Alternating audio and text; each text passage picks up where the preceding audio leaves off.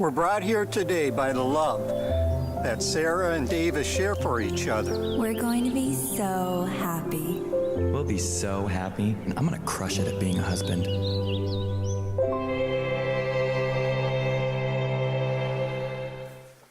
Happy anniversary, babe. Great idea coming here. It's been an amazing year. It sure has. Wait, you do gifts on your anniversary? Why did nobody tell me this? Did he forget my gift? Quick, say something. I also ordered you a gift. It has not gotten here yet. I have a feeling I know what it is. I mean, I've been hinting pretty heavily. Absolutely no idea. So, there's been something I've been wanting to talk to you about. Uh-oh. She caught me using the decorative soaps again. Have you, thought about us having a baby? Kids, we just got married. Are you serious? I can't create a human. Yep, he's totally freaking out right now. Crying, mess, noise, poop, lots of poop. Honey. Yes. What? I'm ready to think about having that Why don't you open your gift? Okay. What? We made a baby. You're pregnant. Yeah, I'm so pregnant. Like how much? Like 100%. Like all the way pregnant. It's gonna be a boy. He's gonna be awesome. He's gonna play football. It's gonna be a girl. She's gonna be my best friend. I'm gonna teach him how to build stuff, She's gonna do ballet, throw stuff, shopping, break stuff, theater, burn stuff. mommy's little princess. He's gonna be my little buddy. We're having a baby. Oh my gosh. Yes. We're gonna crush parenting. I'm gonna crush it at being a dad. Cheers. Yeah, this is gonna need to be decaf, Is that if you don't mind. a pregnant thing? Yeah, we are in week 2 of our relationship series called What Happy Couples Know. And today is a really big day because what I'm going to share with you today, I believe probably more than anything else, has the ability to completely transform your relationships. If you're married in this room or dating or engaged, this one truth, this one idea we're going to talk about today, it's so challenging, it's so provocative, it's so unexpected. I can all but guarantee it's something that you've never thought of. And I believe this one idea can absolutely change your relationship completely. In fact, after first service, I had someone come up to me with wide eyes say, "Today absolutely kicked me in the teeth." I don't know if that's a compliment or not. I'm not sure, but I just know this one thing I'm telling you can absolutely change everything for you and your relationship. You may be in this room and you're dating and you dream to one day be married and be that happy couple that you want to be. Or you may be in this room and you want so desperately to have that. Or maybe you're here and you're single and you're content and you're fine. Wherever you find yourself, what we're going to be talking about today is absolutely transformative when it comes to your relationships, especially as it pertains to marriage and dating relationships. But here's the deal. We're going to have to get to that much later because I want you to actually pay attention for the rest of the 30 minutes I have with you. Because if I told you now, you'd be on Facebook. I know. So anyway, we're going to do something a little bit different. I have a little experiment that I want to do. I want to start with this. So just by a simple raising of hands, I'm going to take a little survey here. How many of you right now, you have cash on you? You have physical cash on your person right now. Okay, so a decent number of you, maybe about half. I don't know about you, but I rarely have cash on me anymore. Like it's just cards, and if somebody has to pay for something, you can you can PayPal them, Venmo them, right? And have you ever met that one guy that you're like, he asks you to buy the movie ticket, and you're like, sure, man, you can just PayPal me. And he's like, oh, I don't have PayPal. Like, cool, man, you can Venmo me. Oh, I don't have Venmo. You can Square me. You can send me with Chase. Like, you have downloaded every single app because of that guy, right? Like, you're like Wells Fargo. You can Western Union me the money. I don't care. Just give me the money now, right? Like, that's me. I downloaded everything just to be prepared. So in case you owe me money, I am prepared, okay? So there's a handful of us. I'd probably say half the room has cash on them. So here's what I need you to do, okay? So we're gonna do a little experiment, and I need you to work with me, and I saw you raise your hands, those of you with cash. I need 10 people that have cash on them right now to come down front and to give me all the money they have on them, with one exception, okay? If you are like a drug kingpin, or you're like my Uncle Mike, and you carry around fat wads of stacks everywhere you go, not all of your money, I don't want to get the IRS involved, up to $100. Okay, so 10 of you, I'm serious, 10 of you, I need you to come down front, and it's all the cash you have, go ahead and set it here. And what you're gonna do is you're gonna write your name, first and last name, on that piece of paper, and how much money you're setting down here. So up to $100, again, up to $100. Go ahead and you can just set your cash there, first and last name, and how much money you're leaving. Okay, so 10 people. This is a beautiful thing. Yes, Lord, I receive it. Okay, so here's the deal. Here's why we're doing this. I'm just gonna let them do their thing. First, last name, as quick as you can, and how much money. Don't forget to put how much money you left there. That's important. Jack, we need how much money you left there. I'm watching you. I know, right? It's important how much money you're leaving, okay? Jack's leaving probably his parents' money. I don't know. That's fine. All the better, right? So here's the deal. I'm going to explain why I'm doing this. Okay, so this week, just ignore them. They're doing their thing.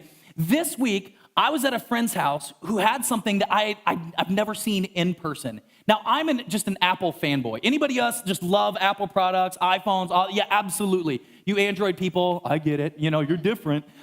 So I love Apple, right? And they came out with this new thing called the HomePod. Now, have you heard about this HomePod? It's like an Alexa speaker on steroids, right? So it's a smart speaker, but it sounds phenomenal. And what it does, you put it in a corner of the room, and it has sensors that discovers where the walls are. So it bounces the lows, the subs are bouncing off the walls, and but the problem is they're $350 for a smart, awesome Alexa speaker. And they're best when you have more than one. So if you put more than one in a room, if you have two of them, you put them and they read where the other one's at, and the sound is just amazing. And I saw this and I was like, I have to have one of these, right? Not like, oh, it'd be nice. No, I need one for my life to be complete. Need one, right? But there's this problem. Like I said, there's $350. And I don't have $700 to spend on something like this, right? Just keep writing, don't worry. They're all getting real nervous. Oh, you listen to the pastor when he's talking now, right? Yeah, zone out when you're back there. No, so here's the thing, and I was like, I don't have that kind of money, and Kelly thinks we need to feed our kids with our money and pay our bills and do adult things, And I'm like, I don't have that kind of cash that I can just throw around and buy something like that, two somethings like that. So I'm gonna stall just a little bit so you guys finish up before I get to this. So I thought, what if on Sunday I talk about this and I have people give me money, and then I'll wait. And then, so once they've given me all their money, and I don't need all of you, just 10 or so people, then now I can buy myself an awesome HomePod. So this is a lot of money. And I'm joking. I'm just kind of kidding, unless you feel so led by the Spirit to give me this. So we've got, somebody put this in an envelope, you need to know exactly how much this is. Okay, so here's the deal. I'm joking. I promise you'll likely get this back. So, all right, so I've got all this cash, and I was thinking we're doing this relationship series, right? And here's where I'm going with this. This is what I believe. Now, I'll make sense of this later. This is what your average relationship looks like. Now, mind you, I know how that sounds right now, talking about wads of cash and lists of names, not those kind of relationships, right? We're talking about a totally different kind of relationship. That sounded really bad. I shouldn't have. We'll strike that from the record. But here's what I mean. I'll explain that here in a minute, okay? Here's what I mean. In most relationships, most of us were taught that there's this idea when it comes to relationships that's important, that needs to be in every relationship. Maybe when you got married, you went to marriage counseling and you talked about this idea. And the idea I'm talking about is compromise. You need compromise in every relationship. We've heard this, right? You're going to do this and then they're going to do that. That at the heart of every good relationship, there's compromise, right? That seems very reasonable, doesn't it? Well, the problem is I disagree with that idea. You see, because what compromise says is this. It's, I'll do this so that you do that, right?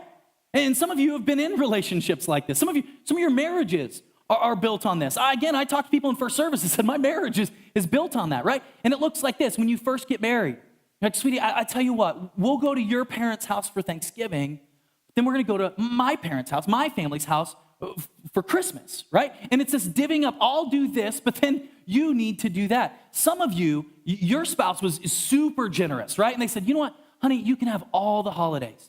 You can have all the holidays. I'll only ask for 3. You can have all the others. You give me Thanksgiving, Christmas, and Easter. You get all the rest, right? Flag Day, all yours, baby. Right? Like I will give you Earth Day all day. Rosh Hashanah, like I will give you every holiday. You want President's Day? Sweetie, we're with your family on President's Day. Don't forget that, right? That one matters, right? And they give you all the holidays, and they just ask for 3 because it's a compromise, right? And there's all these things. You work out this deal where it's like, okay, we'll watch a rom-com tonight, but tomorrow night it's Fast and the Furious, right? And you make these compromises. I'll do this so that you do that. Well, ultimately, it's about how do I get what I want, and I learn to give up something that I'm willing to sacrifice so that I can get something else in return, right? And some of you take this to the next level. You're like, okay, all right, I see what my spouse likes. I go, okay, I know what I'll do. Oh, I've got to figure it out. You know what? And you go, sweetie, I will sweep your floors today if you sweep my floors tonight, right? And you're like, I don't even know what that means, right? Like, I just know that if you say it like that, it just kind of sounds weird, Someone's like, what does that mean? I don't know, But you say anything like that, like, oh, I'll do your dishes, it's just whatever, it just works for anything, right? And you work out this deal that you get what you want if you just do something that they maybe want, right? And compromise works like that. The problem is, compromise can create content couples, but it never creates happy couples. Compromise can create content couples, but it rarely, I would say never creates truly happy couples. And here's why. Contentment works to create equilibrium, right? It's at best, it's even. I'm going to give up these things so that I can get these things in return. And the problem with compromise is, again, it looks good from the outside because it's a commitment. The problem is it's just a commitment to the wrong thing. Compromise is a commitment to the wrong thing. Compromise is commitment to the relationship, the marriage, the idea. Have you ever heard anyone talk like this? I'm doing this for the marriage. I'm doing this for the relationship.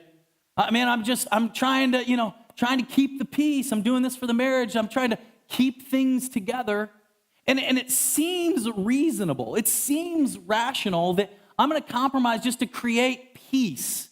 And at best, it creates contentment, but never true happiness. Think about it. When you fell in love with that person, when you met that person, you were head over heels. Did you go to your friends? Did you go to your parents? Did you go to someone and say, oh my gosh, they're so amazing. I am just so in love with the idea of marriage, right? That's not what you said.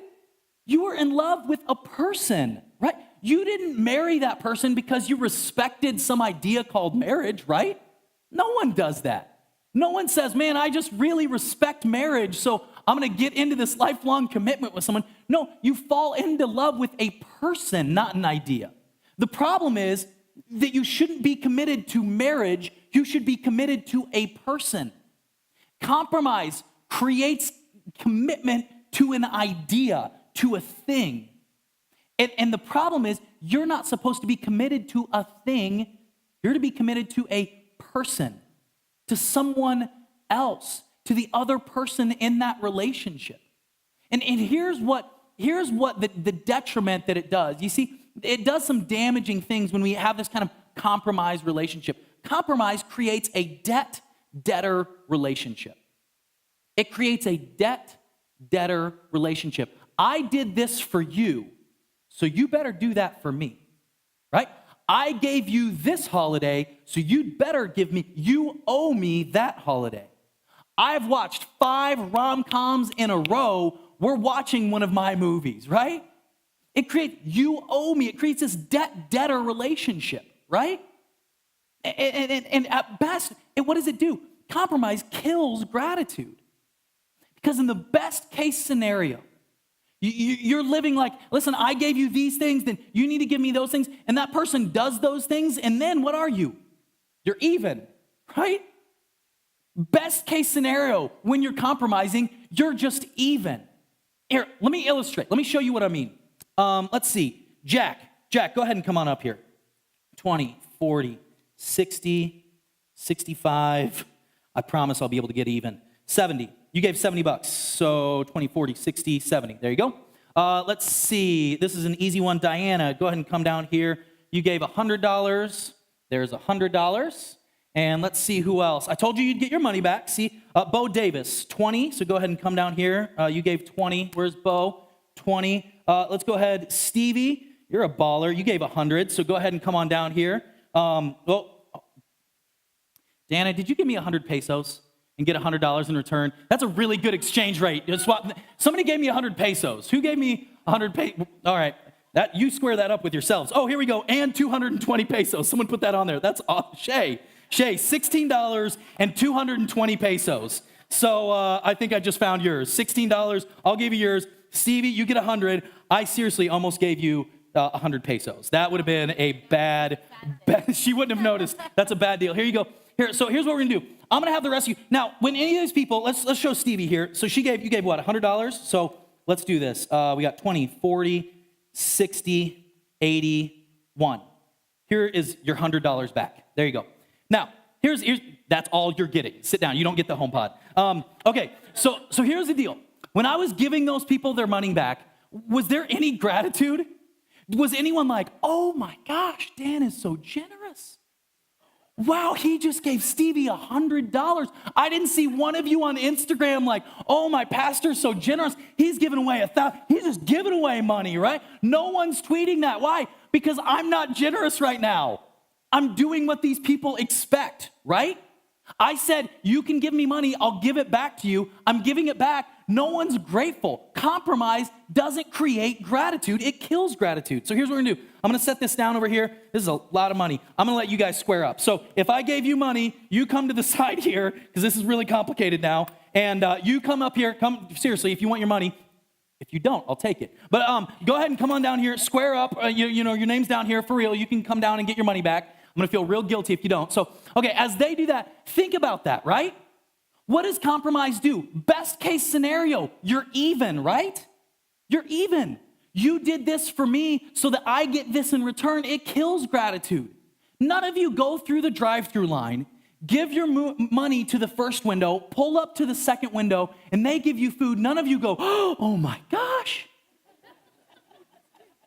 you just gave me food. Oh my, thank you. Sweetie, did you see that? They just gave me food. No one does that. Because why? Because it's expected. Of course they're going to give you that food.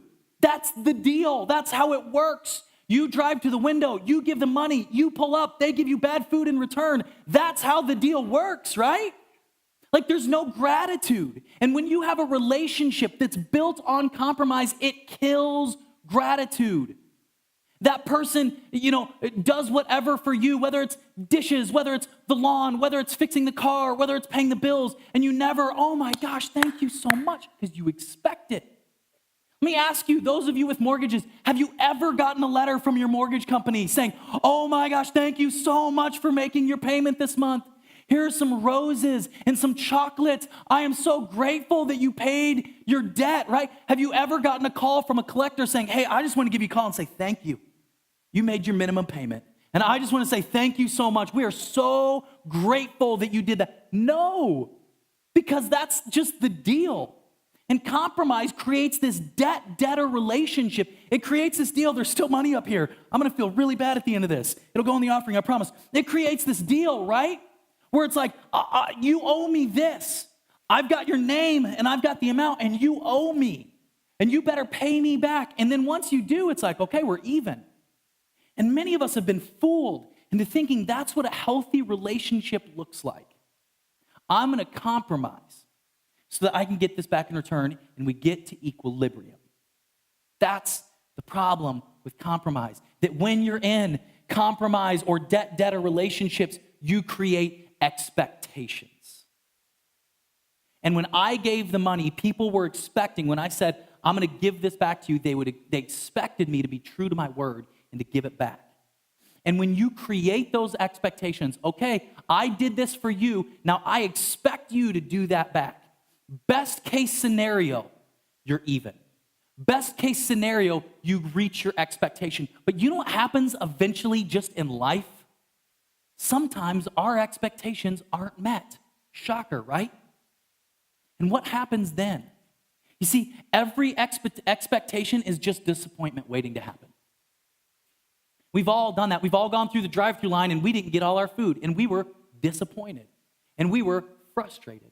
And we did that thing for that other person expecting them to reciprocate and they didn't, and we're disappointed, aren't we? And we're frustrated. And it's internal because sometimes those expectations aren't even communicated and we're frustrated. You see, compromise says, you owe me. Let me ask you something. If we were to look at a couple and they're looking at each other saying, you owe me, does that sound like a happy couple? That's what compromise does. Compromise says, you owe me. And here's what compromise is all about. It's framed in this idea that we think it's about the other person, but compromise really is all about us, right? Listen, I'll do this for you so that I can get this in return. I'll sacrifice this so I can get this. What's it still about? Me. What I want. What I'm willing to give up so that I can get what I want from you. Compromise says, I'm going to leverage everything about me, and I'm going to leverage everything about you so that I can get what I want. Compromise puts us at the center of the argument. So listen, at the end of the day, here's what I want today. I want you to quit being committed to the marriage and the relationship. Now, I'm not going to end here. Otherwise, you would tweet this, and it's like, Dan Matlock said that he wanted us to quit being committed to our marriage. Dan Matlock, former pastor of Icon Church, right? This isn't the end. Where I'm going with this is I want you to quit being committed to the marriage, the relationship, and start being committed to the other person. That is the goal.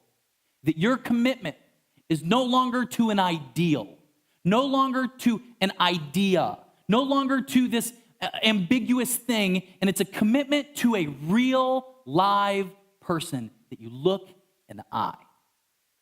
That is the kind of commitment I want you to have. And that leads us to what I believe is one of the most powerful, relationship transforming lessons any of us can learn. The key to being a happy couple, something that might confuse you. Some of you might leave with more questions than you came in with. It's provocative, it's challenging, but I believe it's hugely important. And we have to start this idea with a question. It's a question I want you to think about. If you're married in this room, if you're dating in this room, I want you to legitimately ask yourself this question about the other person. I want you to think this through, and I want you to pause, and I want you to really think about this. If you're single in this room, I want you to think in relationships that you've been in relationships you maybe hope to be in, I want you to ask, what do they owe me? What do they owe you? That person in the relationship with you, what do they owe you? Think that through.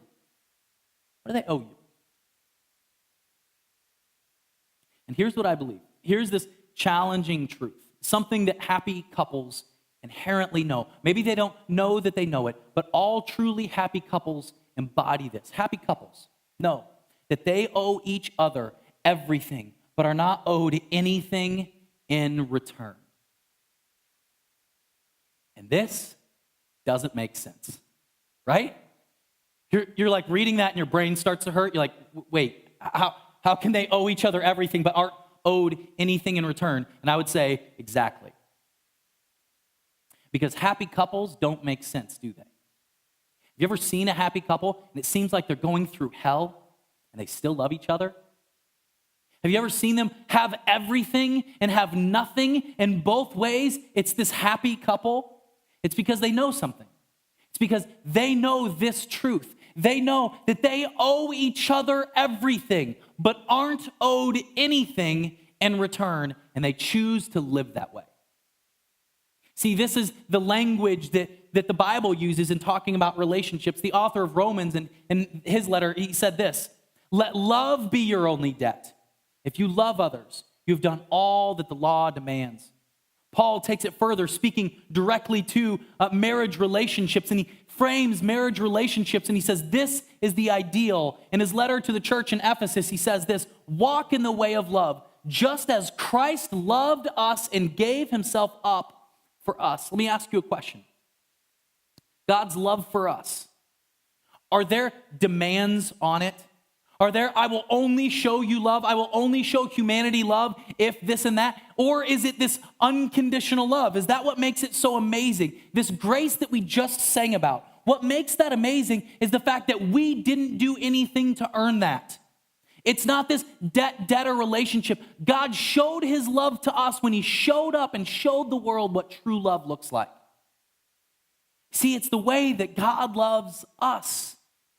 And he's saying that that's what our love for each other should look like. That marriage, at the end of the day, it's this submission competition. It's I'm going to fight to the back of the line so that I can serve the other person. And they're going to fight to the back of the line so that they can serve the other person. And it's not that Kelly and I are perfect, but the ideal, what it looks like is I'm looking, how can I leverage everything I have for that woman? How can I leverage all that I am, all that I have? I owe her everything and I expect nothing in return. And then she's living her life in such a way that she says, I owe him all that I am, everything I have. I don't expect anything in return. I owe him everything. And that kind of relationship, I'm not saying we do that all the time. I'm not saying we're perfect. But that's what it looks like. Imagine a couple that lives that way. That is, both parties are doing everything they can to serve and submit to the other person. You see, that is what a happy couples look like. That is what it's supposed to look like. Not compromise, I'll do this so that I can get this. It's I will leverage all that I am and all that I have. It's saying, you don't owe me anything, and yet I owe you all. That's what it looks like. But I know what you might be thinking, because this is the natural inclination, because this actually requires something before we're able to do it. If you're sitting there right now and you're thinking, Dan, you don't understand, like, I can't do that. If I do that, I'm going to get taken advantage of. Are you seriously asking us to do that? Are you seriously asking me to leverage all that I have and expect nothing in return? Is that what you're saying? If that's where your brain goes to, you're realizing something that's true, that something is required, and that thing is trust. Trust is absolutely required for happy couples. If you don't have this, do not pass go. Do not collect $200. This only works when there's trust present. So if you're in this room and there's been a breakdown of trust, if there's not true trust, this deep, abiding trust in the relationship, don't move on to the second thing. First, work towards trust. If you're single in this room and you're looking for someone else and you're looking for a spouse or someone to date and you're thinking through this list, they got to look this way. I want them to have this degree or, these things. I'd like them to be 6'2" if they can. I want them to look like this and be like this. Let me just add something to the top of your list. Trust. Do I trust them? Do I trust them with all of me? Is there something I'm holding back? Is there a part of me that I'm not revealing to them? Is there a part of me that's afraid to show them all of who I am? In that case, there's a lack of trust. Let me tell you why this is so important. We can't skip this. This is so vitally important in relationships because where there is a lack of trust, there will be a lack of intimacy. There cannot be true intimacy without true trust. You cannot be fully loved unless you're fully known, and you won't you won't reveal all of yourself to someone you don't trust, will you? No. You'll hold something back every time. And can I just talk turkey? Can I just be really straight with you guys? Can I just be really honest? Can I tell you something? Do you want to know how to have a great sex life? I just want to know whether you care or not. Someone in first service was like, yes. I was like, that's a little too enthusiastic. Dial that back a little bit, right? No, let me be honest. You want to know the key to great sex? It's not about something physical. It's about intimacy. It's about trust.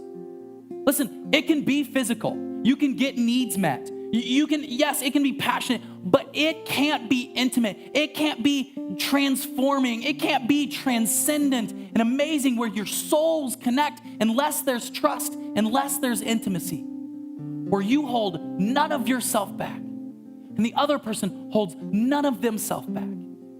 That is the key to intimacy. This world says it's about something else, but it's about being fully known and in that moment being fully loved and accepted. And you won't get there if there's not trust. So wherever you're at in this room, we've all got something we need to work on. Some of us, we realize that it's that trust that's got to be built.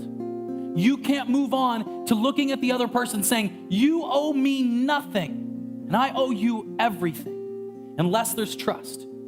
If in the back of your head, you're like, oh man, I might be taken advantage of, work on trust first.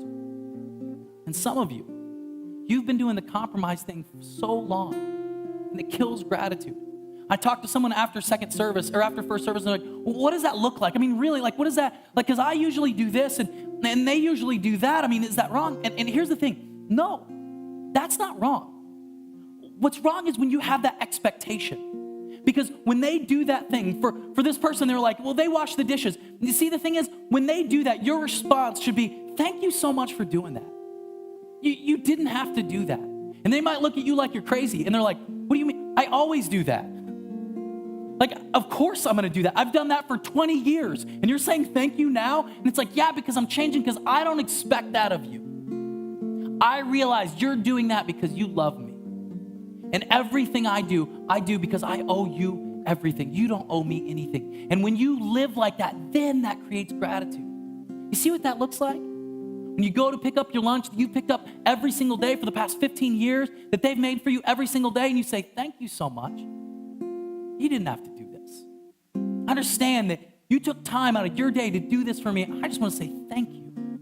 Do you see how that might be able to create a happy couple? When both parties live like that, where they have no expectations, where they're clear about their desires because they trust that other person with those desires, where they're open and honest with each other.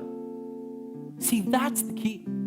You see, that's what happy couples know. Happy couples know that they owe each other everything, but are owed nothing in return. So wherever you're at, I want to challenge you. If you've been doing the compromise thing, if you've been doing the debtor thing, listen, I'll do this, I'll give you this, but you owe that to me in return. You owe me. Don't forget, I gave you a night out last week, so I get my night out this week, and you've been living in that compromised relationship. Can I just tell you, just be done with that? Learn to move to this submission competition, where it's this race to the back of the line to serve the other person. Because that actually has a name. That's called love. It's the love that God showed each and every one of us, and it's the love that we're supposed to show this world. So whether you're in a place that you're needing to work on trust, or you're needing to work on that submission competition, I challenge you. You may have more questions than answers, I get it. I dare you in your relationships to leave those doors and begin to walk that out and watch it transform your most important relationships. Amen? Let me pray for you.